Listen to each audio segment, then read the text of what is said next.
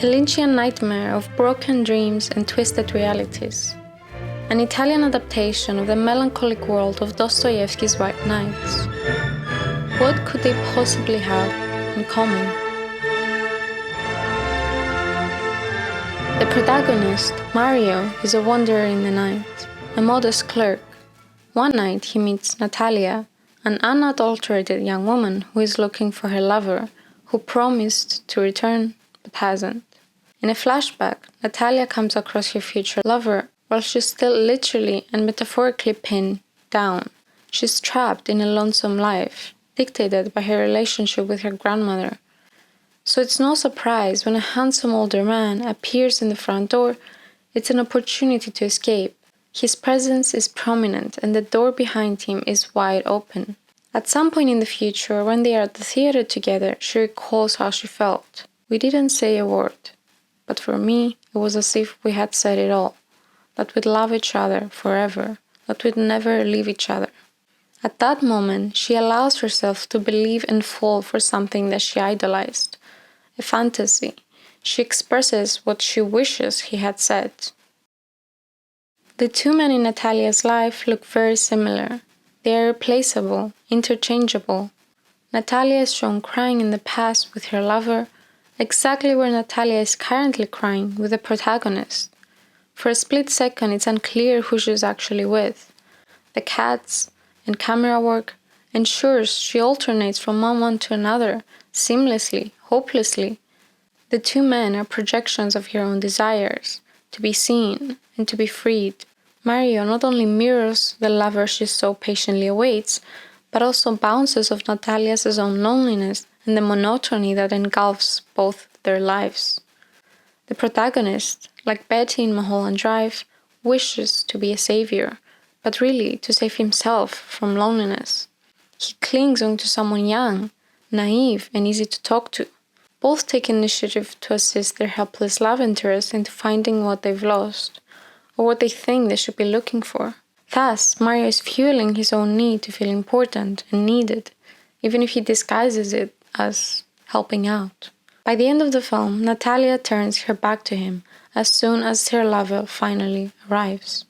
Reality strikes and he is left alone, rejected and abandoned in the cold.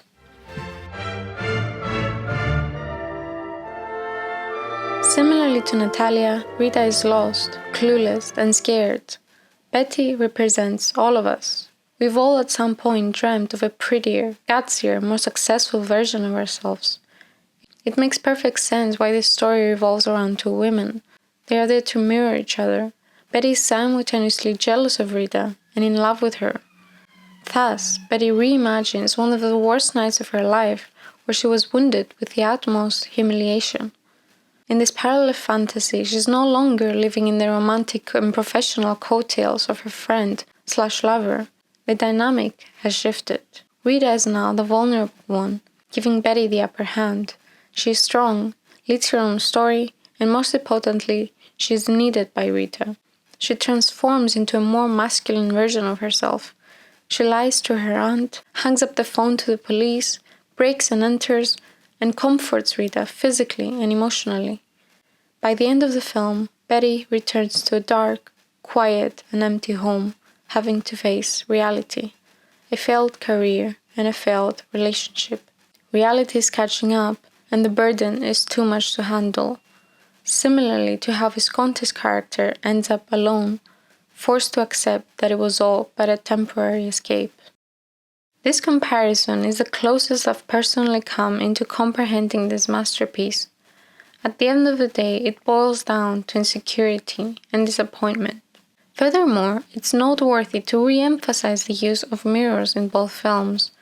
The protagonists mirror each other. Successful dream Betty mirrors failed reality Betty. Rita mirrors Betty.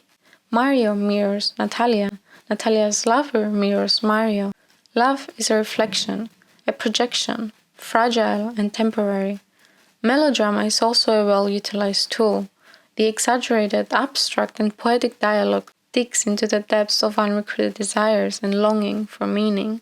As it turns out, a war-torn European town can embody broken dreams just as well as a city engulfed in artificial light and delusions of fame. Both are cautionary tales, tragic yet beautiful, told through the eyes of lost protagonists. Their knight in shining armor might look different, but both challenge the belief that you can be saved or even completed by a lover. Loneliness and deep-rooted insecurities manifest in all sorts of ways. Love poses as a great opportunity, an irresistible, addictive and destructive force. All dreams are bound to turn into nightmares if we cling on to them for far too long. Reality sooner or later will burst the bubble. In search of an escape, people often encounter others who initially mirror their own values, experiences, or desires. The danger arises when they start projecting. They might eventually lose track of reality.